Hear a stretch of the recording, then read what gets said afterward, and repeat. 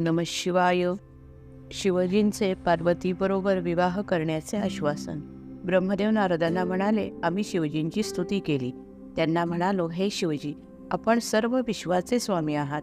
तुम्ही दयाळू आहात, करुणाकर आहात. आमचे दुःख तुम्हीच हरण करू शकाल. तुम्हाला आम्ही सर्व भावे शरण आलो आहोत. श्री शंकरांनी डोळे उघडले आणि म्हणाले, हे श्रीहरी, ब्रह्मा आणि आपण सर्वजण येथे कशासाठी आला आहात? भगवान श्रीहरी म्हणाले, तारकासूर सर्वत्र अन्याय करत आहे, अधर्म वाढत चालला आहे. त्या दैत्याचा वध आपल्या पुत्राकडून होणार आहे. यासाठी तुम्ही पार्वतीचे पाणी ग्रहण करा. शिवजी म्हणाले, मी जर पार्वतीचा पत्नी म्हणून स्वीकार केला तर ती पुन्हा कामदेवाला जिवंत करेल. कामामुळे क्रोध वाढेल, क्रोधामुळे मोह वाढेल, मोहामुळे भ्रम वाढतील व तपश्चर्येचा भंग होईल. असा उपदेश करून शिवजी पुन्हा ध्यानमग्न झाले. आम्ही सर्वजण पुन्हा शिवजींची प्रार्थना करू लागलो. तारकासुरामुळे सर्वांना अतिशय त्रास सहन करावा लागत आहे, तरी तुम्ही पार्वतीशी विवाह करा. पार्वतीने अतिशय कठोर अशा तपश्चर्येला सुरुवात केली आहे, तरी आपण प्रसन्न व्हा. पार्वतीचा स्वीकार करा. आपल्या पुत्राकडून तारकासुराचा वध होईल आणि आम्हा सर्वांना शांतता व स्थिरता लावेल. त्यावेळी शिवजींनी पुन्हा डोळे उघडून पाहिले आणि ते म्हणाले, मानवाने विवाहबंधनात पडू नये. प्रपंच हा फार मोठा बंध आहे. त्यातून सुटणे अतिशय अवघड आहे. अवघड अशी गोष्ट आहे. जो विषय सुखात रमतो त्याला मोक्ष म्हणजे काय हे कळत देखील नाही. तरी पण तारकासूर तुम्हा सर्वांना त्रास देत आहे. धर्माचे उत्थान आणि अधर्माचे निखंदन करण्यासाठी मी पार्वतीशी विवाह करेन. आमच्या पुत्रापासून तारकासुराचा वध होईल आणि सर्वांना सुखशांती लाभू शकेल. आता तुम्ही निर्भय व्हा, तुम्ही स्वस्थानी जा. अध्याय 25. सप्तऋषींनी पार्वतीची परीक्षा घेतली. नारदांनी ब्रह्मदेवाला विचारले, तात सर्व देवदेवता आपल्या स्वस्थाने निघून गेल्यानंतर महादेवांनी काय केले? ब्रह्मदेव म्हणाले, त्यावेळी पार्वतीची कठोर तपश्चर्या सुरू होती. तिचे तप पाहून शिवजींना अतिशय आश्चर्य वाटले. शिवजींनी वसिष्ठादी सप्तर्षींचे स्मरण केले. सप्तर्षी प्रगट झाले व त्यांनी विचारले की आपली काय आज्ञा आहे हे आपण आम्हास सांगावे. शिवजींनी त्यांना सांगितले की गौरी शिखरावर पार्वती माझ्यासाठी कठोर तपश्चर्या करत आहे, तरी तिची आपण परीक्षा घ्यावी. तिचा निश्चय किती पक्का आहे हे जाणता येईल. त्याप्रमाणे सप्तर्षी पार्वती तप करत होती तेथे आले आणि तिला विचारले, आपण कशासाठी एवढी कठोर तपश्चर्या करत आहात? तुम्हाला काय पाहिजे? पार्वती म्हणाले, नारदांच्या सांगण्यावरून मी हे तप करत आहे. शिवजी मला पती म्हणून लाभावे एवढीच माझी इच्छा आहे. त्यासाठीच मी हे तप आरंभिले आहे. शंकर दयाळू कृपाळू आहेत. ते माझी आंतरिक इच्छा निश्चितच पूर्ण करतील. सप्तर्षी म्हणाले, नारद हे कळ लावणारे आहेत. ते त्यांचे काम आहे. त्यांचे ऐकतो तर लाभ न होता हानी होते, हे लक्षात ठेवा. ब्रह्मदेवांचे पुत्र दक्ष यांनाही नारदांनी उपदेश केला. दक्ष पुत्रांना उपदेश केले. त्या पुत्रांना विरक्ती आली, ते घरी आले नाहीत. नारदांनी चित्रकेतूला उपदेश करून त्यांचे घर निकामी केले. नारद हे अनेकांचा बुद्धिभेद करतात. त्यांच्या उपदेशाप्रमाणे आपणही तपश्चर्या करत आहात. तू ज्यांची इच्छा करतेस ते तर वैराग्य संपन्न आहेत. त्यांचे बरोबर विवाह करून तुला काय प्राप्त होणार आहे? नारदांनी मायेने तुला भ्रमित करून टाकले आहे, तरी तू आता ही तपश्चर्या थांबव आणि आपल्या घरी सुखाने जा. सप्तर्षींचे सर्व बोलणे पार्वतीने ऐकून घेतले.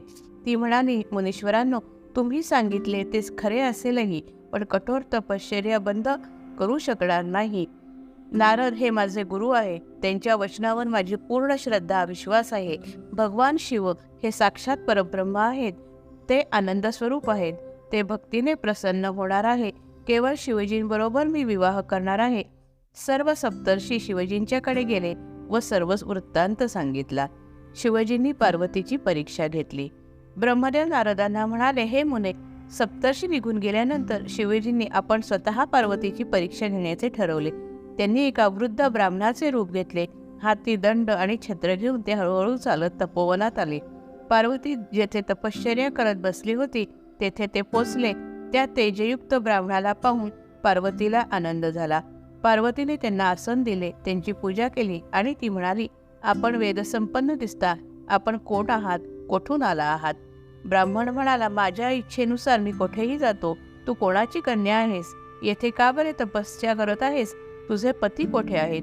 त्या तेजस्वी ब्राह्मणाची जिज्ञासा पाहून पार्वती म्हणाली, मी सावित्री, लक्ष्मी अथवा सरस्वती नाही. मी हिमालयाची कन्या आहे. मी शिवजींना पतिरूपाने प्राप्त करून घेण्यासाठी येथे तपश्चर्या करत आहे. परंतु अजून शिवजींची प्राप्ती झाली नाही. म्हणून अग्निप्रवेश करण्याचा मी निश्चय केला आहे. त्याच वेळी तुमचे आगमन झाले म्हणून मी थोडा वेळ थांबले आहे. यानंतर पुढील जन्मात देखील शंकर माझे पती होतील अशा तऱ्हेने मी तपश्चर्या करणार आहे. पार्वतीने अग्नीमध्ये प्रवेश करण्याचा निश्चय केला होता तेव्हा तिच्या सख्यांनी व ब्राह्मणाने विरोध केला, तरी पण तिने ऐकले नाही. तिने अग्नीमध्ये प्रवेश केला, परंतु शंकरांच्या कृपेने तिचा देह चंदनासारखा शीतल झाला. त्यावेळी ब्राह्मण म्हणाला, तुझ्या तेजाने अग्नी देखील शांत झाला. तू शंकराच्या प्राप्तीसाठी तपश्चर्या करत असेल तर ते व्यर्थ होणार आहे. ब्राह्मणाचे बोलणे ऐकून विजया नावाची सखी म्हणाली, मी तुम्हाला पार्वतीचे चरित्र सांगते. ती गिरिराज हिमालयाची कन्या आहे. तिचे नाव पार्वती व काली आहे. तिचा विवाह झालेला नाही. शंकरांच्या शिवाय ही विवाह करणार नाही. नारदांनी हिला तपश्चर्या करण्याचे सांगितले आहे. त्याप्रमाणे ती तपश्चर्या पार्वती करत आहे. त्यावेळी वृद्ध ब्राह्मण म्हणाले, तू खरे बोलतेस का थट्टा करतेस काहीच कळत नाही. तरी तुझ्या सखीने स्वमुखाने सांगावे. अध्याय 27. वृद्ध ब्राह्मणाने केलेली शिवजींची निंदा. ब्रह्मदेव नारदांना म्हणाले, हे मुने, ब्राह्मणाचा वेश धारण केलेल्या शिवजींचे विजया सखीने सांगितलेले उत्तर ऐकून समाधान झाले नाही. त्यांनी पार्वतीच्या मुखातून हा वृत्तांत ऐकण्याची इच्छा प्रकट केली. पार्वती म्हणाली, माझ्या सखीने जे काही सांगितले ते सर्व सत्य आहे. मी काया वाचा मनाने शिवजींनाच वरले आहे. कोणत्याही परिस्थितीमध्ये मी माझी तपश्चर्या थांबवणार नाही. वृद्ध ब्राह्मण म्हणाले, तुझ्या मुखातून जे शब्द प्रकट झाले ते ऐकून मला समाधान झाले. आता जे काही होणार असेल ते होऊ दे, पण तू तुझ्या इच्छेप्रमाणे वाग. तपश्चर्या करणे, कष्ट करण्याची तुझी तयारी असेल तर माझी काहीच हरकत नाही. मी आता निघून जातो. त्यावेळी पार्वती म्हणाली, हे द्विजवर्य, आपण असेच कसे निघून जाता? आपण ज्ञानसंपन्न दिसता. तरी माझे हित कसे होईल हे आपण मला सांगावे, मला मार्गदर्शन करावे. त्यावेळी ब्राह्मण म्हणाले, तुझ्या हिताच्या गोष्टी मी सांगतो, त्यामुळे तुझे कल्याण होईल. मला महादेवांची माहिती आहे. त्यांच्याबद्दल माझ्या मनात आदरभाव देखील आहे. परंतु महादेवांच्या मस्तकावर जटाभार आहे. ते सर्वांगाला भस्म लावतात, व्याघ्रचर्म परिधान करतात, भिक्षेसाठी हिंडत असतात. त्यांच्या सर्वांगावर सर्प वेढून असतात. त्यांना 3 नेत्र आहेत. ते दिसायला भयंकर आहेत. त्यांचा जन्म कधी झाला, कोठे झाला हे कोणालाही माहीत नाही. त्यांना 10 हात आहेत. अशा पतीची का बरे तू इच्छा करतेस? हे देवी, तू सर्वांग सुंदर आहेस. तुझा पिता पर्वताचा राजा आहे. त्यांचे ऐश्वर्य अपार आहे. अशा अवस्थेमध्ये तू शिवजींची का बरे अपेक्षा करतेस? तुझे हे वागणे व्यवहार सोडून आहे. पार्वती, तू आपल्या घरादाराचा त्याग करून येथे तपश्चर्या का करत आहेस? तुझे नयन कमलासारखे आहेत आणि शंकरांना 3 नेत्र आहेत. तू चंद्रमुखी आहेस, परंतु ते पंचमुखी आहेत. तू अंगाला चंदन लावतेस, ते अंगाला चिताभस्म लावतात. कोणत्याच गोष्टीमध्ये तुझी आणि त्यांची बरोबरी नाही. अशा परिस्थितीमध्ये तू त्यांच्याबरोबर कसा काय संसार करणार? तरी आता शंकराच्या बरोबर विवाह करण्याचा हट्ट सोडून देतो. चांगल्या गोष्टीचा त्याग करून वेगळ्याच गोष्टीचा अट्टहास करत आहेस. हे मोठे आश्चर्य आहे. आता तू हवे ते कर. अध्याय 27 समाप्त. अध्याय 28. शिवजींनी पार्वतीला दर्शन दिले. ब्रह्मदेव नारदांना म्हणाले, हे मुने, वृद्ध ब्राह्मणाने शिवजींची जी निंदा केली ती ऐकून पार्वतीला फार दुःख झाले. तिने विचार केला, या ब्राह्मणाशी वाद घालण्यात काय अर्थ आहे? पार्वती म्हणाली, मी आपणास महान ज्ञानी समजत होते. तुम्ही काही वेगळे सांगाल अशी माझी अपेक्षा होती.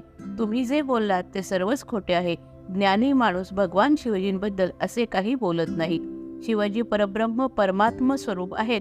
ते आपल्या इच्छेने कोणतेही रूप धारण करू शकतात. तुमचे बोलणे ऐकून मला अतिशय क्लेश झाला. तुम्ही कोण आहात याबद्दल माझ्या मनात शंका निर्माण झाली आहे. असे असंगत बोलून तुम्हाला काय प्राप्त झाले हे कळत नाही. शिवजींचे स्वरूप मला पूर्णपणे माहीत आहे, म्हणून मीच आता ते तुम्हाला समजावून सांगते. शिवजी हे निर्गुण आहेत. गुण हे त्यांचे स्वरूप आहे. काही कारणासाठी त्यांनी सगुण रूप धारण केले त्यांच्या कुळ गोत्राचा प्रश्नच उद्भवत नाही. ते सर्व विद्यांचे अधिष्ठाता आहेत. त्यांना विद्येची काय आवश्यकता आहे? शिवजी भक्तांच्या अधीन असतात. त्यांचे भजन केल्यामुळे जीव निर्भय होतो, मृत्यूला चिंता येते, म्हणून त्यांना मृत्युंजय म्हणतात. त्यांच्या कृपेने देवांना देवत्व पण प्राप्त झाले आहे. शिवजींच्या स्वरूपाचा अंत लागत नाही. त्यांची लीला अगाध आहे. सर्व देव देखील त्यांच्या दर्शनाची इच्छा करतात. त्यांची सेवा केल्याने लक्ष्मीची प्राप्ती होते आणि सेवा न केल्यास दारिद्र्य निर्माण होते. त्यांच्या पूजनाने सर्व कामना पूर्ण होतात. ते निर्विकार आहेत, तर मग त्यांच्यामध्ये विकार कसा निर्माण होईल? महादेव सगुण रूपाने सृष्टीची उत्पत्ती, स्थिती आणि लय करतात. हे विप्रा, त्यांच्याविषयी कोणी काही बोलले तरी शिवजींच्या बद्दलची भक्ती माझ्या मनातून कमी होणार नाही. शिवजी माझे आराध्य दैवत आहेत. ते माझे मनोरथ पूर्ण करतील यावर माझी अगाध श्रद्धा आहे, म्हणून मी त्यांच्यासाठी तपश्चर्या करत आहे. हे ऐकून ब्राह्मणाने आपले शिवजीचे रूप प्रगट केले आणि पार्वतीला इच्छित वर मागण्यास सांगितले. जय जय रघुवीर समर्थ.